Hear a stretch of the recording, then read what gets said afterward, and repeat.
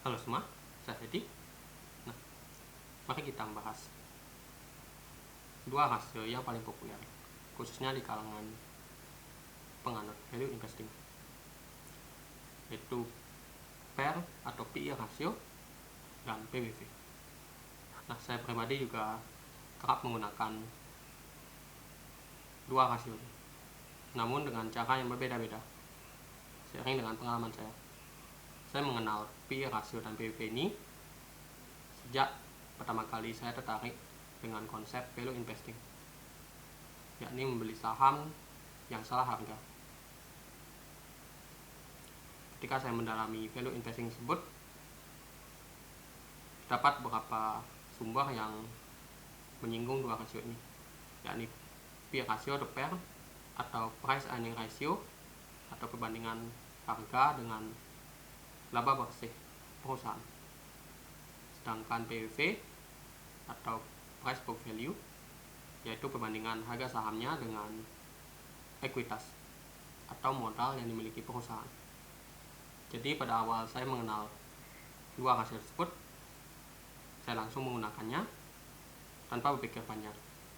Ketika saya menemukan suatu emiten yang memiliki PE rasio yang rendah, yakni di bawah 10, dan PBV yang di bawah 1, yang juga berarti rendah, maka saya langsung membelinya tanpa memperhatikan indikator yang lain.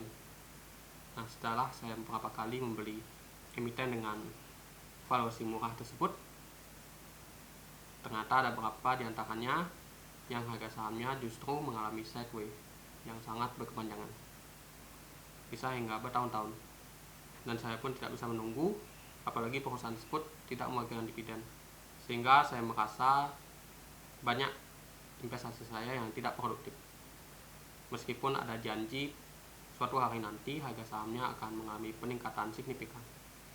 Nah, ketiadaan dividen tersebut secara tidak sadar telah mempengaruhi keputusan investor untuk membeli suatu saham.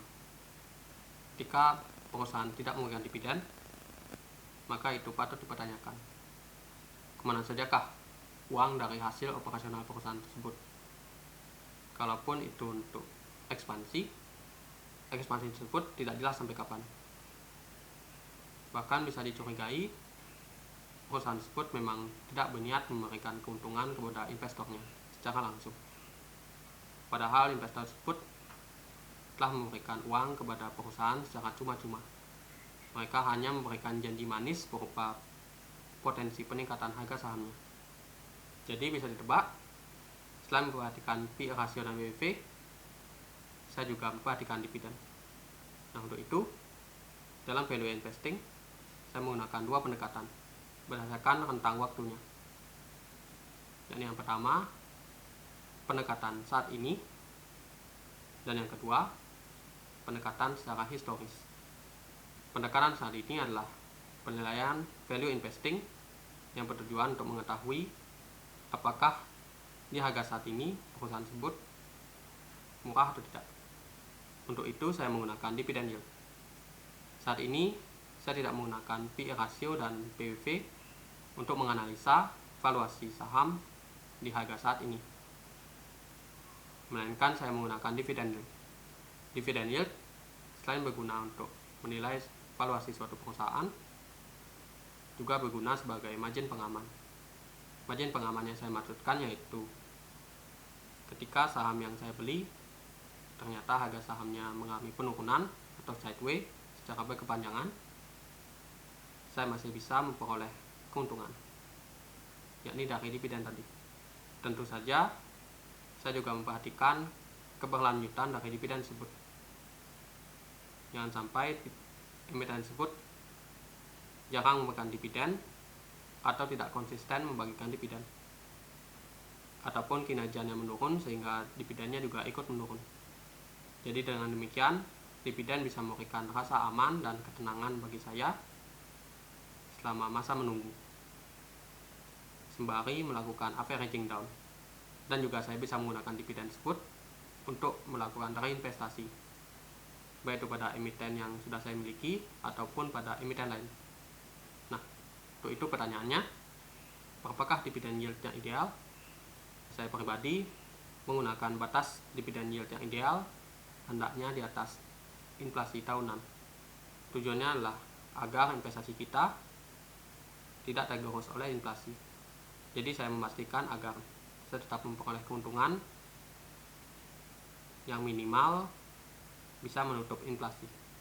Jadi misalkan saat ini tingkat inflasi berada di kisaran 2,5% per tahun, maka saya akan membuat batas minimal dividen yieldnya sebesar 2,5%, kalau perlu hingga 3%.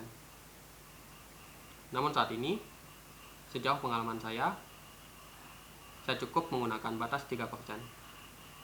Jadi saya tidak perlu repot-repot lagi melihat data inflasi.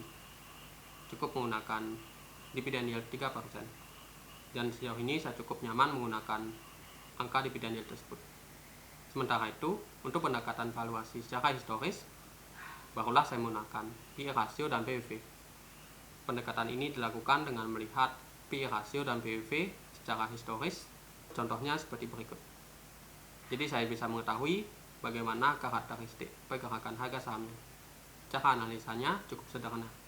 Apabila grafik PE rasio atau PBV mengalami peningkatan, itu bisa berarti beberapa hal. Yang pertama, kemungkinan harga sahamnya mengalami peningkatan yang lebih cepat dibandingkan dengan peningkatan laba bersih maupun ekuitasnya. Jadi misalnya laba bersihnya mengalami peningkatan sebesar 5% per tahun, sementara harga sahamnya justru mengalami peningkatan sebesar 10% per tahun. Jadi harga sahamnya cenderung lebih mahal seiring waktu. Dan yang kedua, bisa juga itu berarti harga sahamnya mengalami sideways atau bahkan mengalami peningkatan, sementara laba bersih maupun ekuitasnya mengalami penurunan. Atau juga bisa terjadi ketika penurunan harga sahamnya lebih lambat dibandingkan dengan penurunan laba bersih maupun ekuitasnya. Jadi misalnya jika laba bersihnya mengalami penurunan sebesar 10%, sementara harga sahamnya hanya turun sebesar 5%. Dan juga berlaku secara sebaliknya, ketika grafik PE rasio maupun PBV mengalami penurunan, ada kemungkinan peningkatan laba bersih maupun ekuitasnya jauh lebih cepat dibandingkan dengan peningkatan harga sahamnya, atau justru harga sahamnya mengalami sideways atau bahkan mengalami penurunan. Jadi valuasinya menjadi semakin murah seiring dengan waktu. Saya menemukan beberapa emiten yang memiliki karakteristik seperti itu. Nah, kebetulan juga saya memiliki template Excel yang saya bagikan secara gratis di akun terakhir saya. Dengan template itu, kita bisa melakukan analisa histori PE rasio dan PBV secara lebih cepat. Karena sudah ada rumusnya, jadi kita tinggal memasukkan data-data yang dibutuhkan. Linknya ada di deskripsi di bawah. Baik, mungkin itu saja bagaimana cara saya melakukan analisa valuasi, khususnya yang menyangkut PE rasio dan PBV. Terima kasih sudah menonton, semoga bermanfaat, dan sampai jumpa di video berikutnya.